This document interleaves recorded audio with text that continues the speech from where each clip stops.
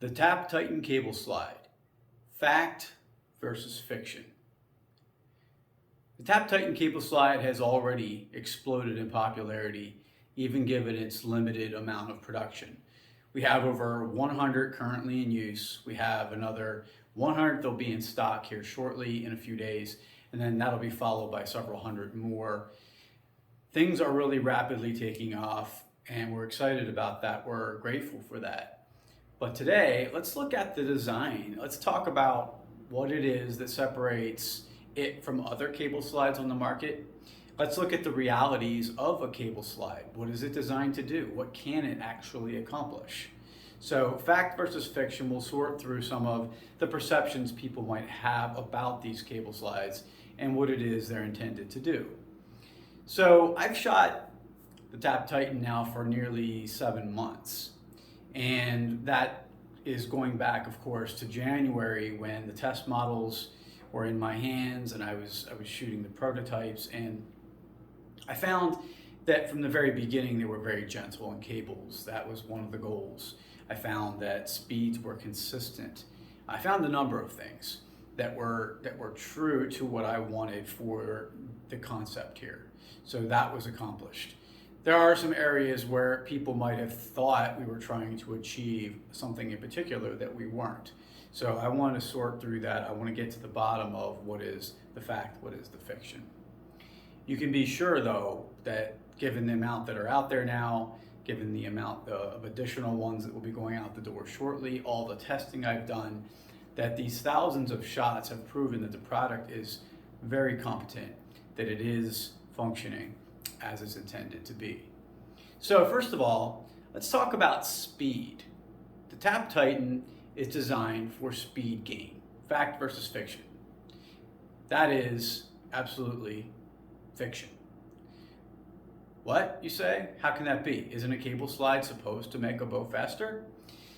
Well, believe it or not necessarily. And let's look at cable slides. So whether you're talking about a generic Teflon cable slide that just rides on a rod, the cables run inside of channels, whether you're talking about more of like a hybrid type of roller cable guard like we have now, cable slide, or whether you're talking about a static cable slide where the cables are held fixed and they do not move back and forth during the draw cycle. You see that on many brands of bows now.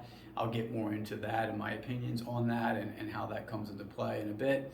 Or whether you're talking about, say, the Saunders Hyperglide that's been out for many, many years, and I've used it a good bit myself in the past. No cable slide can really do much to contribute speed to the bow. If it's not functioning well, it certainly can reduce the speed to some degree. But how much? There's some misunderstanding out there about that. I've done a lot of chronograph tests. I've done a lot with different bows and different cable slides. And honestly, what I've seen, whether it be the lowest end cable slide available, which is your Teflon plastic old school type, or your highest end types like ours, you're really not going to see much speed variance, maybe as much as 3 feet per second.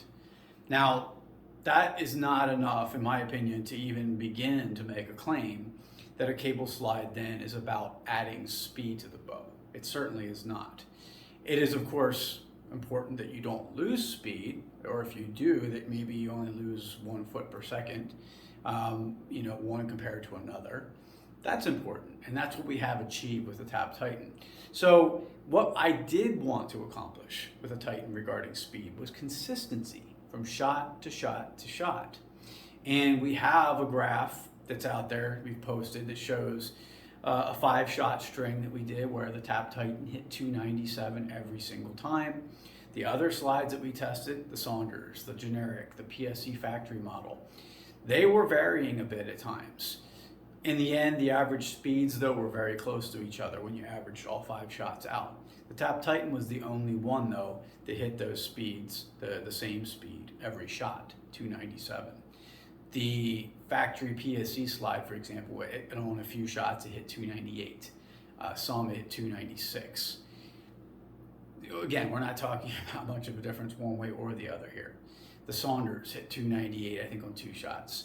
So even if you're getting a gain one compared to the other, again, we're talking about 1 foot per second. I think the Saunders hit 2 on 298. The generic Teflon hit, I think, 2 or 3 on 295. So even there, biggest extreme spread we're talking is 3 feet per second. So can you make a claim? Can you say that a cable slide is about speed? No, that's fiction. Why is that?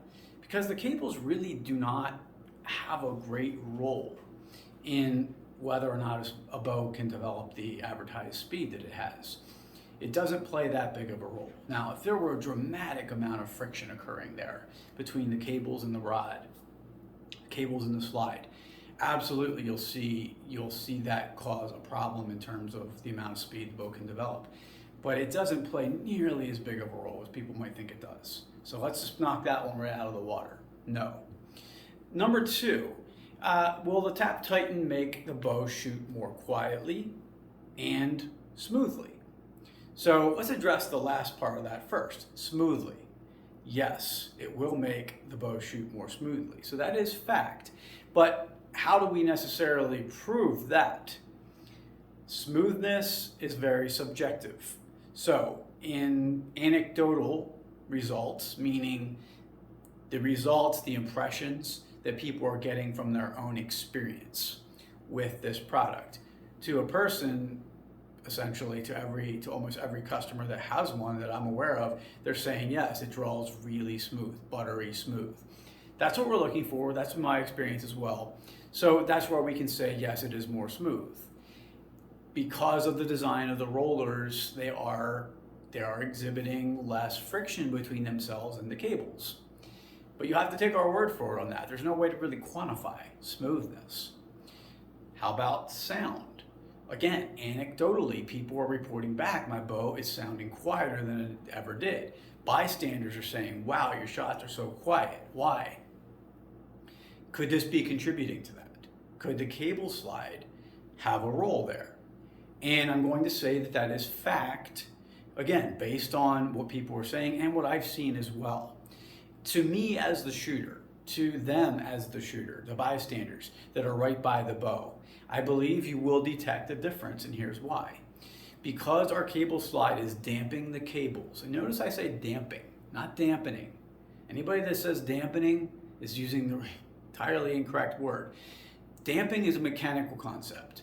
We are mechanically damping something. In other words, you're slowing down the oscillation. So the back and forth rapid vibration that is occurring or movement that is occurring with a part.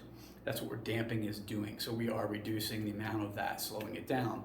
So you're having less cable vibration. So if you're having less cable vibration, you are going to, in all likelihood, detect less audible output from the bow, especially given how close the cables are to you when you're shooting. So I say fact on that. Whether that translates downrange, much more complicated issue. And I have some tests devised in my mind on how we could accomplish proving whether that's the case or not. We'll see if we can get to that. I don't know how important it really is, but the fact that people are perceiving the bow as quieter is 100% great news. So why is it happening beyond the fact that I've explained that the cables are being damped further? They're being controlled, the vibration. Why is that happening? Because of the mass of the cable slide. It has a little bit more mass, i.e. weight. So the screws, the shoulder screws that come in that hold the large rollers in place, they are of a little bit higher mass. I think, strongly believe they help to balance the cable slide as it travels, and they will damp more of the vibration. Mass damps vibration. It's simple as that, it really is. Now, when we are saying that it's heavier, it's only 0.18 ounces heavier than the factory, but we are getting essentially the same speeds. So that's another thing that points to smoothness. It certainly looks like it's lower friction because of that as well. Number 3, TAP-TiTAN requires a bow press to install it. Is that true? Is that fact? Is that fiction? That is, again, very much so fiction. A bow press is not required. It could be useful depending on the type of cable slide that you have on the bow, but it's not required. Even cable slides, like the generic old school Teflon, that go over the rod and then trap the cables completely within them. In other words, the slide has to come off the rod to get the slide off the cables. Even those kind can be taken off without a bow press. Perhaps some people don't realize this. I've done it many, many times on bows like that. You can actually pull the cables backwards off of the cable slide, keeping them, of course, controlled the entire time. Pull them straight back and bring them over. And then you can let that tension off the cables. Then you can remove that type of cable slide from those cables. Literally, you can do that. Not everyone may be able to accomplish that necessarily, but those are in the minority by far. Most people are replacing a PSE factory slide. Well, in that case, it's incredibly easy to do, and I have a video out about that. But in that case, you're just literally pushing the cables over or taking them off the rollers, and then you can loosen the rod and take the rod out. That's really easy to do. Again, no bow press required. Number 4, fact versus fiction. TAP-TiTAN will fit on any bow. That is fiction. What? You said you made a product that won't fit on every bow? Yes, of course. There are a lot of designs of bows on the market. There are so many models and brands, and these evolutions that companies go through over time, where they swing back around to a static or fixed position cable guard, like you see on a lot of bows out there. Elites, Matthews, they're on essentially every brand. Hoyt, they have a fixed cable guard. I don't know if they'll eventually swing back around to where PSE is with their removable cable guard rod or slide. I'm happy, of course, that PSE is doing this. It allows me to focus in and provide a product that works. But the fact is there are a lot that have those type. So if it's not removable, if it's fixed, if the cables do not move as you're drawing, and when I mean move, I mean back and forth. So back and then forward again when you shoot, not up and down. All cables do that. Then it's not, we can't use our cable slide on it. It won't work. So fixed position, static cable guard systems, no. Also, any system that might potentially have not enough area for the cable slide to really work well. I've seen some that had a rubber bumper. Basically, I think an Expeditioner recently I saw had this, and Obsession Bow had this, where they had a very short portion of rod sticking out of a proprietary design fitting that went on the riser, and there was a real short piece of rod. It was a little bit curved. There was a rubber bumper, and whatever cable slide they had on there was literally sitting at rest against that bumper. That I would not recommend, because our cable slide I don't think is going to function well if it starts from a fixed position where it's resting against a rubber bumper. That's causing it almost to grab. You don't need a bumper on there. There's no reason really to have one. The cable slide, when you shoot, if you watch our high-speed videos that we had from years ago, you'll see that a cable slide, as it comes back forward, as the arrow is releasing from the bow, the cable slide really does not go much of any distance past where it was when it was static, just the slightest amount. So it's not going to fly forward and slam into something unless it's literally up against it already before you draw. Then yes, it would hit that. But if it's not, if it has, say, even half an inch of clearance, then it's not going to hit anything, and you should be fine. Okay, last one. The TAP-TiTAN must be used with no, I repeat, no cable serving. Why do people think that? Well, that probably goes back to the original videos that I put out about the prototype. Because early on with the EVL32, I was shooting the prototypes from the very beginning. I tested it, say, for like a few days with cable serving, but then I took it off. So for months, I had no cable serving on that bow, and I was trying to show people, look, I waxed them once in the beginning, and I was shooting them all the time, and look at the condition of these cables. They're pristine. What does that say about how gentle these rollers are? And that's really all I was trying to accomplish. So I showed people that if you wanted to, and many older bows, of course, don't have cable serving on, that you could just put this cable slide right on there and it would work fine. So that is worth bringing up. And the last thing, really, it's not a fact or fiction too much because it's not an area people talk about a lot, but I will say point of impact is worth mentioning too. Will point of impact change with our cable slide versus another cable slide they're using? And generally speaking, I can say that is fiction. the point of impact will not really change unless you have a dramatic difference between the cable slides you were using and ours in terms of how far out from the rod the cables are being held.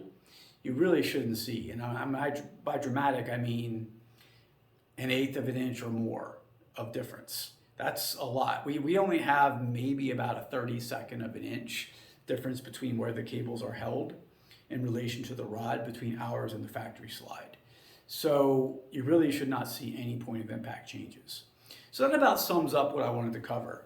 There are a lot of things that people will assume are true about products based on knowledge that they have from their past experience shooting, based on hearsay, based on what their buddy might have told them about a product or a bow or how something functions. I mean, if you look at arrows, you look at broadheads, you look at sights, arrow rest, any product on the market, there's a lot of speculation, misinformation. There's a lot of information that floats around that isn't really even fully verified. It's more just, as I said earlier, anecdotal. So for us to separate through that is very valuable, and I hope that you're able to watch through this whole video, glean from it what I would like you to get, and then be able to apply that with the products. TitaniumArcheryProducts.com, that's where all the gear is, complete product descriptions. It's rare that I don't have information there about how the product's designed, how it's supposed to function. But if it isn't there and you need it, then you reach out and I will do my best to answer. Monday through Friday, our hours are now 8 a.m. to 4 p.m. You can call 717-814-9169. Email, I'm a bit slow in getting back at times to people. Texting is fine. You can also do that. Hey, I do the best I possibly can to cover all the bases, and I appreciate the support. It means everything to me. Take care and stay tapped out.